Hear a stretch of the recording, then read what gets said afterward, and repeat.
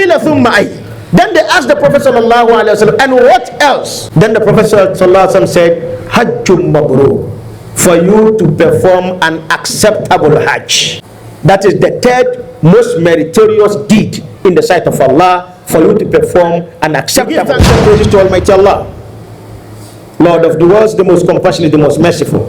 We testify there is none worthy of worship except Allah. We testify our beloved Muhammad sallallahu alayhi wa sallam is really his servant and also his messenger. May the peace and blessings of Allah be upon Muhammad, upon his progeny and companions, and all those who follow the path of righteousness to the last day. Fellow Muslim brothers and sisters, I admonish you and also myself to fear Allah subhanahu wa ta'ala. For Allah subhanahu wa ta'ala has already recommended for us. Allah says, وَتَزَوَّدُوا, prepare for what is going to be your take on your journey, what you are going to take to help you in your journey. فَإِنَّ خَيْرَ الزَّادِ التَّقْوَى, the best provision that you will have to carry along in that journey is the fear of Allah. The best provision that one will have to carry along in the journey towards the akhirah is the fear of Allah. May Allah subhanahu wa ta'ala grant us his fear in our hearts. Allah subhanahu wa ta'ala ended that verse by saying, وَاتَّقُونِ يَا أُولِي الْأَلْبَابِ, fear me, O people of wisdom. If you are a person of wisdom, you will fear Allah. May Allah subhanahu wa ta'ala grant us the wisdom, and may he grant us his fear in our hearts. Fellow Muslim brothers and sisters, the journey to Mecca has started from Ghana. Today, I think the 5th or the 6th flight will leave Tamale for Medina in Saudi Arabia. We are praying to Almighty Allah that all those who are embarking upon Hajj this year and those who have done it in the previous years, may Allah give them Hajj mabrur. May Allah accept their deeds of worship, and whatever they are going to do over there, may Allah subhanahu wa ta'ala make it acceptable for them.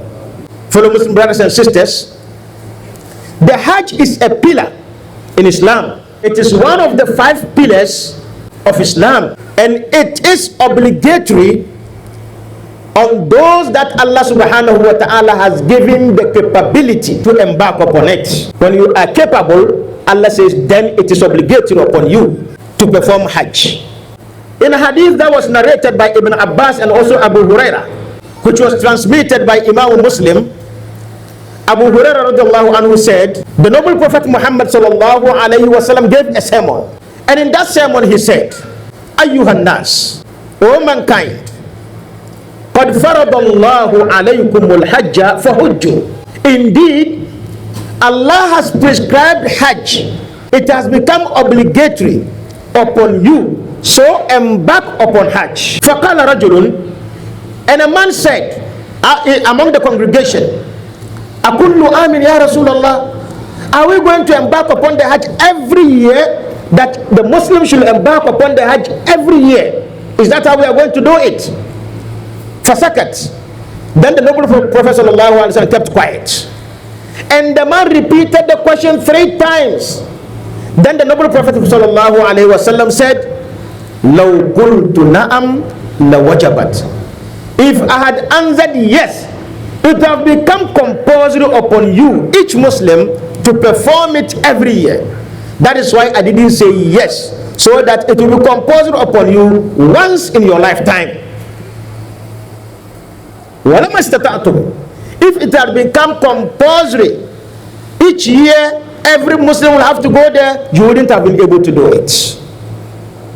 That's why it is compulsory upon you once in your lifetime as a Muslim. After that compulsory one, if you have the opportunity upon embarking the Hajj the 2nd time, the 3rd time, the 10th, the 20th, they are all meritorious deeds, but that which is compulsory upon you is the first one. Fellow Muslim brothers and sisters, in Surah Al-Imran, that is Quran chapter 3 verse 97, Allah subhanahu wa ta'ala says, وَلِلَّهِ عَلَى النَّاسِ حِجُّ الْبَيْتِ, and Allah has prescribed upon mankind. Let's look at the words that Allah is using and that which the Prophet Muhammad used in Hajj. In Hajj, Allah says, وَلِلَّهِ عَلَى النَّاسِ. Allah has prescribed upon mankind.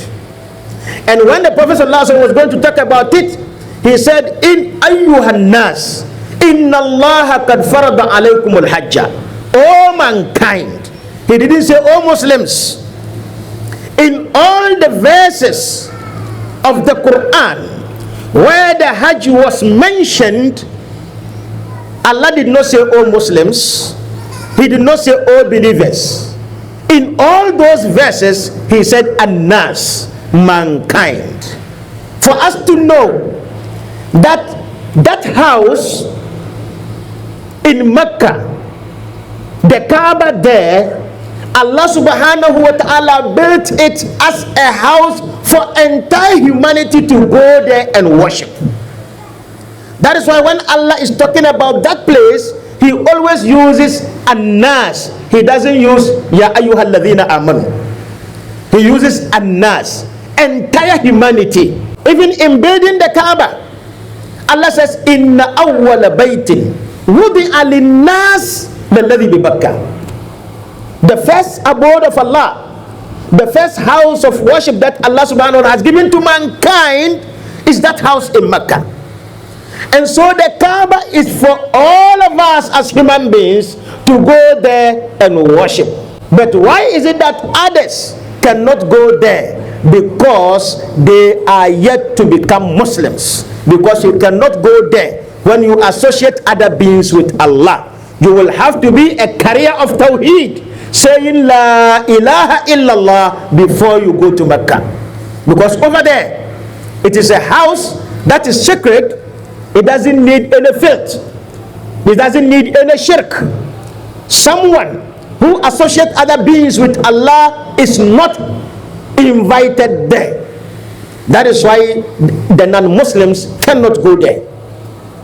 Because it is a house where if you reach there, you will say, Labbaik Allahumma Labbaik. I've answered to your call, oh Allah, I've answered to your call. Labbaik la sharika laka labbaik. I've answered to your call. You don't have any partner. I've answered to your call. Innal hamda, all praises, wan ni'mata, all virtues, laka are yours. Wal mulk, and the dominion is yours. La sharika lak, you don't have any partner. So it is a house of Tawheed. If you are someone who calls upon others other than Allah, you are not welcome over there. That is why the others are not there. But all previous messengers and prophets of Allah visited the place.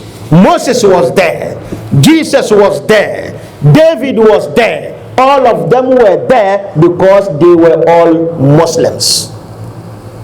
And so in the verses that Allah subhanahu wa ta'ala mentioned the Hajj, he mentions mankind, not just Muslims, because it is for all of us. Allah says, وَلِلَّهِ عَلَى النَّاسِ حِجُّ الْبَيْتِ. Allah has prescribed upon all mankind that they should visit the house of Allah and worship over there. لِمَنِ اسْتَطَاعَ إِلَيْهِ سَبِيلًا. For those who have the capability to that place. Then Allah says, وَمَنْ كَفَرْ.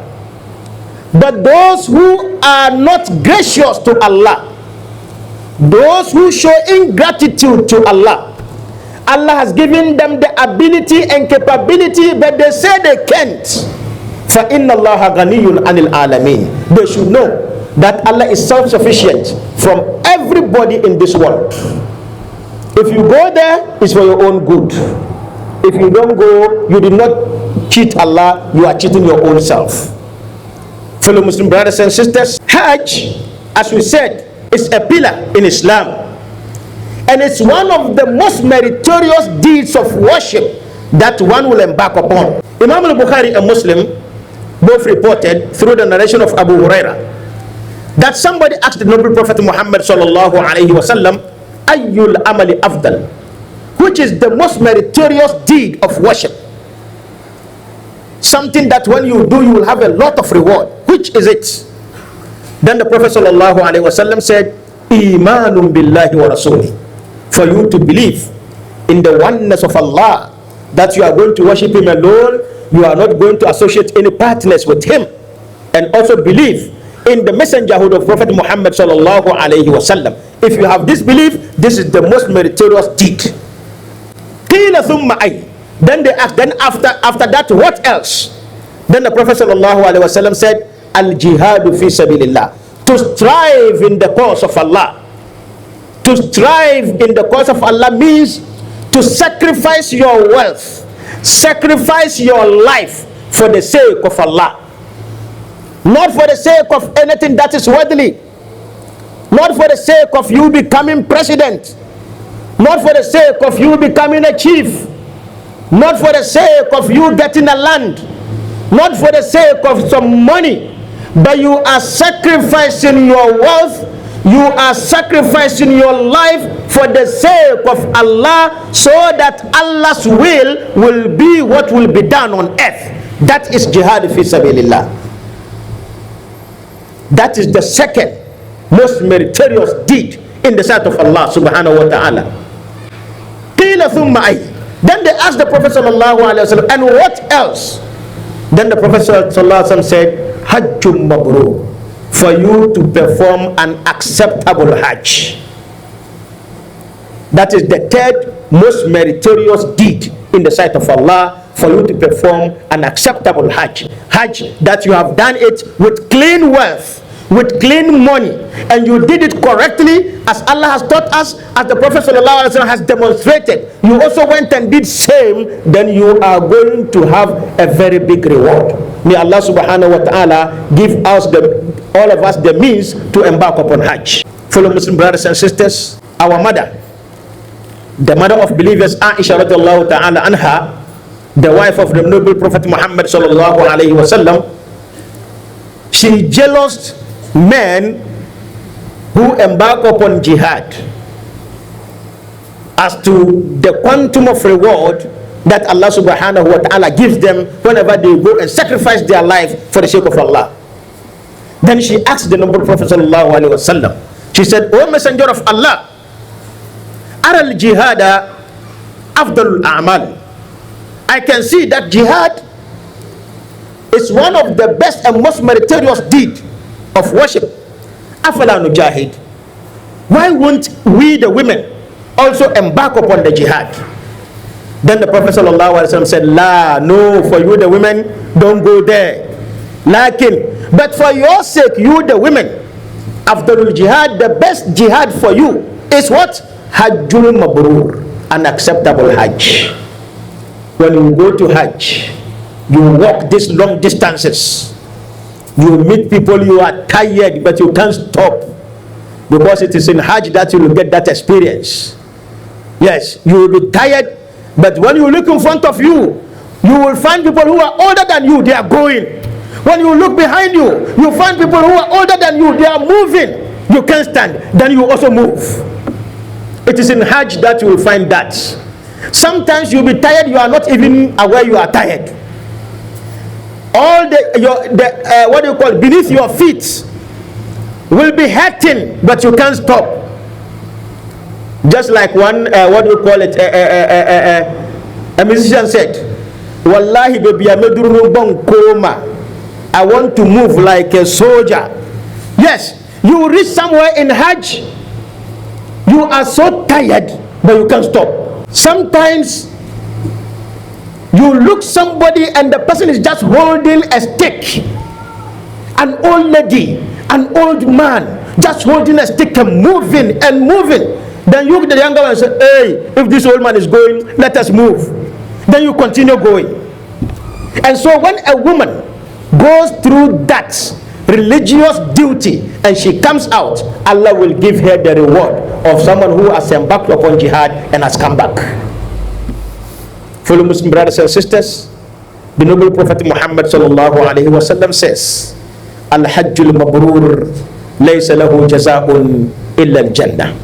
An acceptable Hajj doesn't have anything as a reward, but that Allah will open the gates of Jannah and tell you the Al-Haji or the Hajjiyah, enter because you are an Al-Haji. So what is expected of all of us is for us to look for clean money. Allah is clean and He will not accept anything but that which is clean. We should look for clean money and embark upon Hajj, so that we'll have this meritorious reward that Allah subhanahu wa ta'ala has attached to Hajj. May Allah subhanahu wa ta'ala grant all of us the opportunity to perform Hajj. Tijar TV, the business of voices.